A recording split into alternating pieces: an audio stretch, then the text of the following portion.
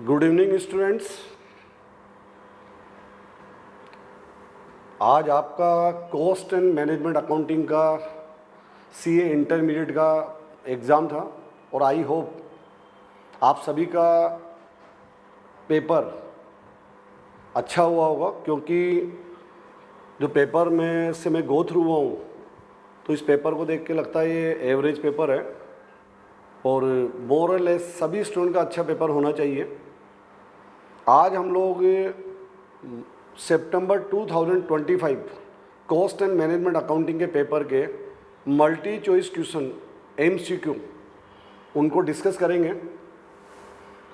MCQ में total 15 question है और जितना मैंने ऑब्जर्व किया है ऑन एवरेज सिंपल क्वेश्चंस थे, एक्सेप्ट 1 और 2 क्वेश्चन।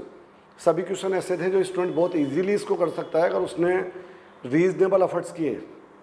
तो चलिए हम लोग एमसीक्यू डिस्कस करना स्टार्ट करते हैं। सबसे पहले हम देखते हैं case scenario 1। Case scenario 1 cost sheet से रिलेटेड है और अगर आप देखें तो आपके आईसीआई के स्टडी मटेरियल में इलस्ट्रेशन 3 एंड क्वेश्चन नंबर 4, जिस तरह के लेसन 3 और क्वेश्चन नंबर 4 हैं उसी तरह का क्वेश्चन आपके केस सिनेरियो 1 में आया था। और इसको करने का सबसे सिंपल तरीका था कि आप फर्स्ट 4 या 5 मिनट में एक रफली कॉस्टेड बना लें और जैसे आप रफली कॉस्टेड बनाएंगे आपको सारे क्वेश्चंस के आंसर मिल जाएंगे। ये देखिए मैंने आप लोगों के लिए कॉस्टेड बना के दे दी है इसकी। इस कॉस्टेड के अंदर prime cost, factory cost, cost of production, cost of goods sold, profit, metal consume, direct wages, everything इसमें गिवन है। तो इस कॉस्ट शीट के बेस पे इस कॉस्ट शीट के अंदर एक ही कैलकुलेशन हमें करनी थी। फिनिश गुड्स का ओपनिंग और क्लोजिंग स्टॉक आपको नहीं गिवन था, बट आपको एवरेज स्टॉक दे रखा था और साथ में दे रखा था क्लोजिंग स्टॉक ओपनिंग स्टॉक के कंपेरिजन में 9,90,000 ज़्यादा है। तो हमने average stock of finish goods की कैलकुलेशन को अप्लाई किया, opening stock plus closing stock divide by 2 is equal to average stock. और इसके करके हम लोगों ने अल्टीमेटली निकाला opening stock 6,60,000 and closing stock 16,50,000। ये कॉस्ट शीट बनाई और इस कॉस्ट शीट के बेस पे आपको जितने भी क्वेश्चन है उस सब के आंसर रेडीमेड मिल रहे हैं। सबसे पहले पूछा है कि what is the direct employ cost, और डायरेक्ट एम्प्लॉय कॉस्ट के रिगार्डिंग लिखा हुआ था क्वेश्चन के अंदर 30% ऑफ मेटेरियल कंज्यूम। तो डायरेक्ट मेटेरियल कॉस्ट का आंसर कितना है 15,21,000 और वो आपको आपके ऑप्शंस में ऑप्शन ए। अगर अलग अलग पेपर में जमलिंग करके ऑप्शन अलग भी दे रखा हो तो मैंने आंसर यहाँ पे ले दिया, तो यहाँ से आपको मिल जाएगा। इसके बाद एमसीक्यू का जो सेकंड क्वेश्चन था, सेकंड क्वेश्चन में आपसे पूछा गया है what is the prime cost. तो प्राइम कॉस्ट का आंसर आ रहा है 75,82,600 और ये आपके ऑप्शन में था ऑप्शन सी। इसके बाद है what is the factory cost. तो फैक्ट्री कॉस्ट भी जैसे कॉस्ट शीट बनाई सबके रेडीमेड आंसर है। फैक्ट्री कॉस्ट 79,55,120 और आपके उसमें आंसर क्या आ रहा है बी। इसके बाद नेक्स्ट था what is the cost of goods sold. तो कॉस्ट ऑफ गुड्स सोल्ड भी हमने निकाला है और कॉस्ट ऑफ गुड्स सोल्ड जो आपका आंसर आया है फोर्थ का सी, ये 69,62,920 ये ऑप्शन दे रखा है। लास्ट है what is the amount of profit. तो अमाउंट ऑफ प्रॉफिट भी हमने निकाला हुआ है 11,20,580 और ये आपके ऑप्शन में आंसर था डी। तो I think it is very simple question और अगर आपने कॉस्ट शीट के अगर रीजनेबली अगर स्टडी मटेरियल के क्वेश्चन भी किए हैं तो आपको 10 आउट ऑफ 10 मार्क्स मिलेंगे। इसके बाद जो सेकंड केस सिनेरियो 2 है, केस सिनेरियो 2 एक जनरल कैलकुलेशन का क्वेश्चन था। इसमें थोड़ा सा एब्जॉर्प्शन कॉस्टिंग का भी इन्होंने यूज़ किया है। तो जो मार्जिन कॉस्टिंग में हम देखते हैं मार्जिन कॉस्टिंग और एब्जॉर्प्शन कॉस्टिंग, उसमें भी हमने मार्जिन कॉस्टिंग और एब्जॉर्प्शन कॉस्टिंग के अकॉर्डिंग प्रॉफिट कैलकुलेट किया है। यहाँ पे उसका कंप्लीट क्वेश्चन नहीं है, खाली एब्जॉर्प्शन कॉस्टिंग का थोड़ा पार्ट आया। तो देखिए मैंने इस क्वेश्चन के अंदर भी जो कैलकुलेशन थी सेल दे रखी थी और आपको वेरिएबल एंड फिक्स कॉस्ट की डिटेल दे रखी थी। तो मैंने देखिए इसका प्रेजेंटेशन आप लोगों के लिए कर दिया है और आप लोग भी रफली इस तरह का प्रेजेंटेशन कर लो। जब भी केस सिनेरियो आए उसको प्रॉपर वे में रफ में आप सोल्व कर लो, सारे क्वेश्चन का आंसर मोर और लेस आपको मिल जाएंगे। मैंने सेल 36,000 यूनिट सेल करी है, इसमें 75 तो सेल आ गई 27 लाख। इसके अलावा इसमें कॉन्ट्रीब्यूशन पर यूनिट भी पूछा है, ब्रेक ऑन पॉइंट भी पूछा है। तो मेरे को जब मुझे मालूम है कि मुझे कंट्रीब्यूशन पर यूनिट की भी रिक्वायरमेंट है और फिक्स ब्रेक ऑन पॉइंट की भी रिक्वायरमेंट है। तो मैंने जितने भी कॉस्ट लिखी है उनके लिए पहले यहाँ कॉलम बना दिए variable and fix. Direct material, direct wages, manufacturing और वेरिएबल आ गया, फिक्स आ गया। इन सबको ऐड किया तो टोटल प्रोडक्शन कॉस्ट कितनी आ गई 20,18,750। ये मैंने बॉक्स बना दिया।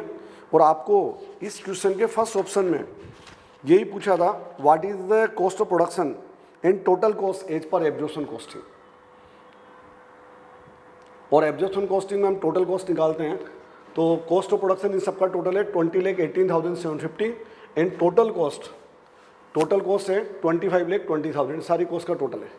तो अब आपको कॉस्ट ऑफ प्रोडक्शन का आंसर है 20,18,750 और टोटल कॉस्ट का आंसर है 25,50,000। अंदर ऑप्शंस क्या हुआ सी, तो 6 का ऑप्शन क्या आ गया सी। इसके बाद आपसे पूछा what is the amount of total variable cost, तो मैंने देखिए वेरिएबल कॉस्ट अलग लिख के टोटल लगा दिया। आप कैलकुलेटर पे बार बार टोटल लगाते हैं, बट एक ज़्यादा बेटर है कि रफ पेज निकाला और आपने सबको प्रॉपर्ली नोट डाउन कर दिया। तो आंसर कितना है 20,52,000। और ये आपके जो ऑप्शंस हैं उनमें आंसर ए है, तो 7th का आंसर क्या है ए।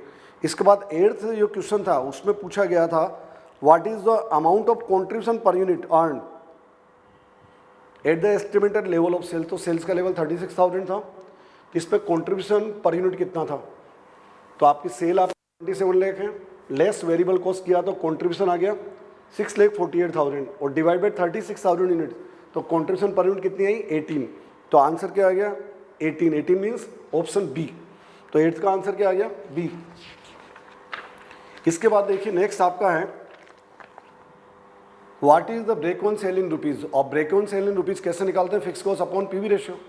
तो कॉन्ट्रीब्यूशन पर यूनिट अपना आया हुआ था 18, इससे पहले क्या निकाला हमने PV ratio 18 divide by selling price per unit 75 × 100, तो पीवी रेशियो आया 24%। 18 डिवाइड बाय 75 × 100, तो PV ratio comes to 24%। Break on point निकालना है तो फिक्स कॉस्ट का टोटल अपने पास लगा हुआ है 4,68,000 divide by PV ratio. Break on point आ गया आपका 19,50,000 और 19,50,000 मीन्स आंसर क्या आ गया डी। तो देखिए 9 का आंसर डी है। 10th में पूछा है what will be the profit if actual sale are 10% less than the estimated cell.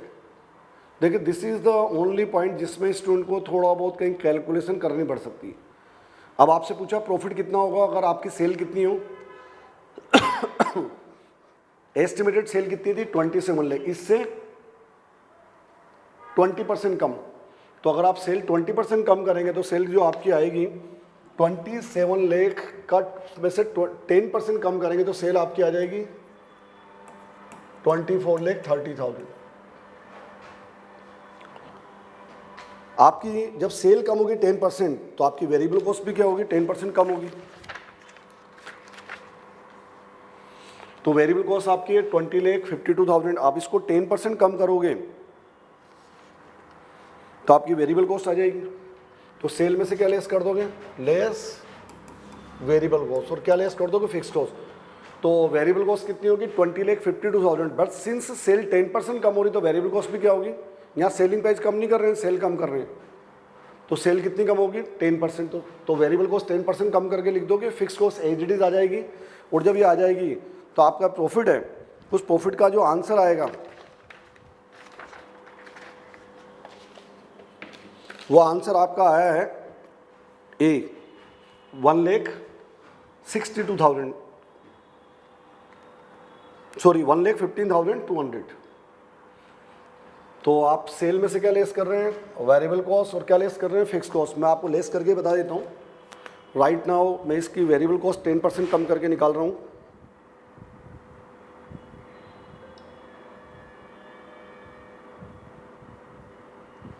ये आ गई 18,46,800 18,46,800। फिक्स कॉस्ट आपकी एज इट इज आएगी 4,68,000।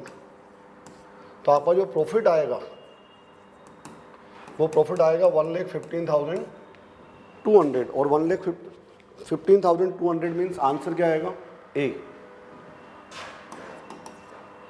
तो ये आपका केस सिनेरियो 2 था। इस केस सिनेरियो 2 में भी अगर आप प्रॉपर कैलकुलेशन कर लेते हैं तो 6 to 9 में कहीं कोई प्रॉब्लम नहीं है। 10th के अंदर थोड़ी स्टूडेंट को कैलकुलेशन करनी पड़ेगी और ये अंडरस्टैंड करना पड़ेगा, क्योंकि क्वेश्चन में लिखा है what will the profit if sale are 10% less than the estimated sale, और एस्टिमेटेड सेल कितनी 36,000, 10% कम करेंगे तो 32,400, मतलब सेल का अमाउंट 10% कम हो जाएगा और वेरिएबल कॉस्ट भी 10% कम हो जाएगी। चलिए अब आते हैं हम लोग क्वेश्चन नंबर 11 to 15, और ये सब इंडिपेंडेंट क्वेश्चन है, ईच एंड एवरी अलग टॉपिक से क्वेश्चन लिए हैं, इनका भी सॉल्यूशन मैंने किया है। क्वेश्चन नंबर 11 स्टैंडर्ड कॉस्टिंग से रिलेटेड क्वेश्चन है, और 11 क्वेश्चन के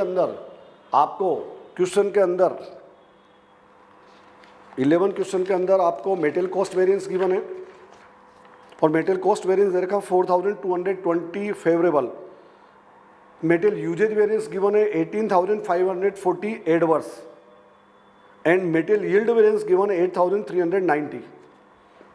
ये वेरिएंस आपको गिवन है और हमें निकालना है मेटेरियल प्राइस वेरिएंस। तो देखिए मेटेरियल प्राइस वेरिएंस हमारा एक वेरिफिकेशन है, material cost variance is equal to material price variance plus material usage variance. आप इस कैलकुलेशन में मेटेरियल कॉस्ट वेरिएंस आपको गिवन है, मेटेरियल यूजेज गिवन है, और आप ओनली मिसिंग क्या है मेटेरियल प्राइस वेरिएंस। जैसे इस कैलकुलेशन को लगाएंगे आपका मेटेरियल प्राइस वेरिएंस आ जाएगा 22,760 फेवरेबल। फिर आपको अनदर वेरिएंस इसमें रिक्वायर्ड है मेटेरियल मिक्स वेरिएंस, ठीक है, मेटेरियल मिक्स वेरिएंस, और मेटेरियल मिक्स वेरिएंस जो निकलेगा material usage variance is equal to material mix variance plus material yield variance. अब आपको मेटेरियल यूजेज वेरिएंस आपके पास है, मेटेरियल यील्ड वेरिएंस आपके पास है, मेटेरियल मिक्स वेरिएंस मिसिंग है।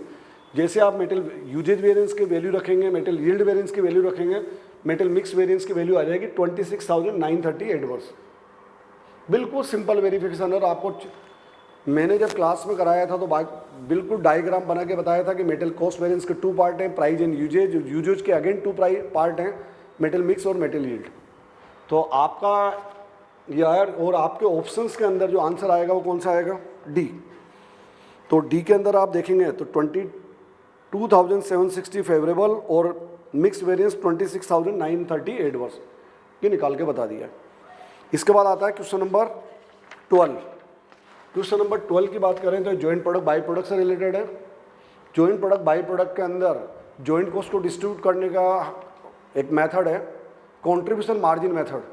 और कंट्रीब्यूशन मार्जिन मेथड जिन भी स्टूडेंट्स को हम लोगों ने यहाँ पर पढ़ाया है उनको बिल्कुल क्लियरली बताया हुआ है, नोट डाउन कराया हुआ है, डिस्कस किया हुआ है कि कंट्रीब्यूशन मार्जिन मेथड के अंदर जॉइंट कॉस्ट को हम 2 पार्ट में डिवाइड करते हैं, variable joint cost and fix joint cost. अब इस क्वेश्चन के अंदर वेरिएबल जॉइंट कॉस्ट में मेटेरियल लेबर है, मेटेरियल और लेबर दोनों मिला के वेरिएबल जॉइंट कॉस्ट आ रही है 1,20,000, और फिक्स जॉइंट कॉस्ट में fix overhead 20,000। Variable joint cost को हम नंबर ऑफ यूनिट प्रोड्यूस के रेशियो में डिस्ट्रीब्यूट करते हैं, और नंबर ऑफ यूनिट है प्रोडक्ट एक्स की 200 यूनिट और वाई की 400 यूनिट, यानी इनका रेशियो बनता है 1:2। तो वेरिएबल जॉइंट कॉस्ट को इन the ratio of number of unit में डिस्ट्रीब्यूट किया तो एक्स की 40,000 आए, वाई की 80,000 आई। बट ये नहीं रिक्वायर्ड है, रिक्वायर्ड क्या है, फिक्स जॉइंट कॉस्ट। फिर आपको आगे लिखा है कि ये तो आपने वेरिएबल जॉइंट कॉस्ट को डिस्ट्रीब्यूट कर दिया। इसके बाद है fix joint cost shall be distributed in the ratio of contribution. तो फिक्स जॉइंट कॉस्ट को किसके रेशियो में डिस्ट्रीब्यूट करेंगे, कॉन्ट्रीब्यूशन में। तो ऑब्वियस है हमें क्या निकालना पड़ेगा, कॉन्ट्रीब्यूशन। कैसे, सेल माइनस वेरिएबल कॉस्ट। तो ये वेरिएबल कॉस्ट दोनों की है, और सेल क्वेश्चन में देखा 200 इंटू 350 मतलब 70,000, 70,000 माइनस 40,000, कॉन्ट्रीब्यूशन कितना आ गया 30,000 लिख दिया। वाई का कॉन्ट्रीब्यूशन कितना आएगा, sale 400 into 250 1 lakh rupees, variable cost 80,000 20,000। तो कॉन्ट्रीब्यूशन कितना आ गया एक्स और वाई का 30,000 और 20,000। रेशियो कितना हो गया 3:2। तो रेशियो 3:2 और आंसर क्या है, बी। तो क्वेश्चन नंबर 12 का आंसर क्या है, B. Question number 13 material cost से रिलेटेड है, मेटेरियल टर्नओवर रेशियो। देखिए इसमें there is a little chance कि स्टूडेंट से मिस्टेक हो जाए जल्दबाजी में, क्योंकि इस क्वेश्चन में जो अगर आप देखें 13 क्वेश्चन में आपको दे रखा opening stock of material 25,000, closing stock of material 75,000, raw material consume. अब आपको दे दिया रॉ मटेरियल कंज्यूम, और हम मेटेरियल टर्नओवर रेशियो के लिए क्या, मेटेरियल टर्नओवर रेशियो कैसे निकालते हैं, material consume divided average stock. तो हम पहले मेटेरियल कंज्यूम निकालते हैं। तो हो सकता है स्टूडेंट इस मेटेरियल कंज्यूम की वैल्यू में एड ओपनिंग और लेस क्लोजिंग करके कहीं मिस्टेक कर दे, बट आपको मेटेरियल कंज्यूम डायरेक्ट दे रखा है 750, एवरेज स्टॉक ओपनिंग और क्लोजिंग के बेस पे एवरेज स्टॉक आ रहा है 50,000, जब आप इसको सोल्व करोगे 7,50,000 डिवाइड बाई 50,000 तो मेटेरियल टर्नओवर रेशियो आएगा आपका, मेटेरियल टर्नओवर रेशियो 15, और आपका नंबर ऑफ डेज जिसके लिए इन्वेंट्री हेल्ड कर रहे हैं तो कैसा आएगा 360 divide by material turnover ratio कितना 24 डेज। तो क्वेश्चन नंबर 13 का आंसर क्या है 24 डेज, मीन्स ऑप्शन सी। 13 के बाद क्वेश्चन नंबर 14, और क्वेश्चन नंबर 14 प्रोसेस कॉस्टिंग यानी चैप्टर 10 से रिलेटेड है।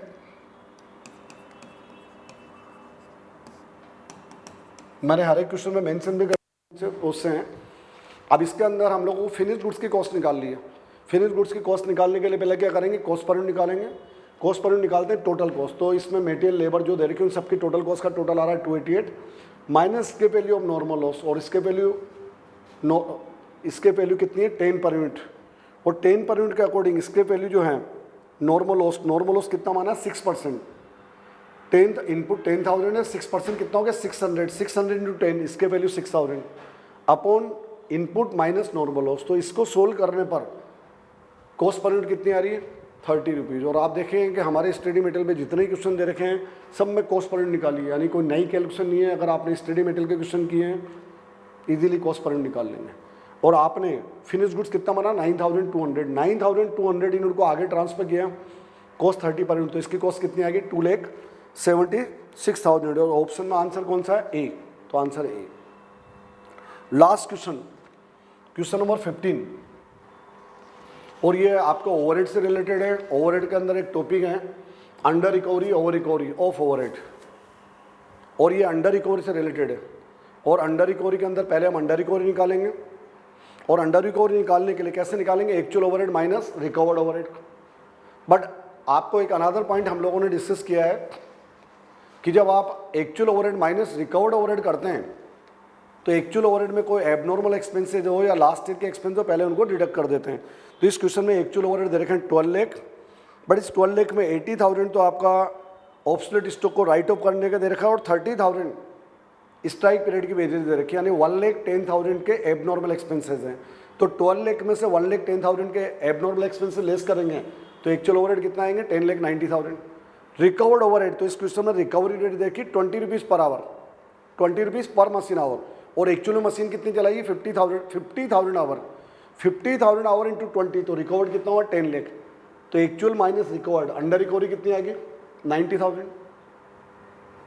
अब अंडर रिकवरी 90,000 आ गई, और हमें ये पूछा है कि कॉस्ट ऑफ सेल में कितनी अंडर रिकवरी चार्ज करेंगे। तो इसके लिए पहले क्या निकालनी पड़ती है सप्लीमेंट्री रेट।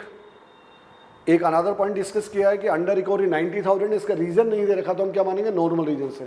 तो क्वेश्चन में रीजन नहीं दे रखा तो इसको क्या मानेंगे नॉर्मल रीजन से। तो नॉर्मल रीजन से कितनी आ गई